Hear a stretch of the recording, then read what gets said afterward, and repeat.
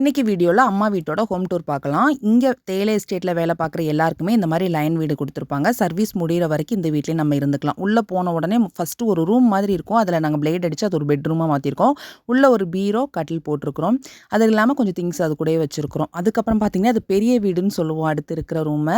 இதில 2 கட்டில், பீரோ, ஒரு டேபிள், ஒரு ஃப்ரிட்ஜ் வச்சிருக்கோம். இந்த ரூம் தான் அதிகமா யூஸ் பண்ற மாதிரி இருக்கும். இந்த ரூம்லயே படுத்துக்குவோம். முக்கியமா வீட்டுக்கு மேல பரணி இந்த மாரி பிளேட் அடிச்சு காத்து கூட உள்ள வராத அளவுக்கு அடைச்சு வச்சிருப்போம்.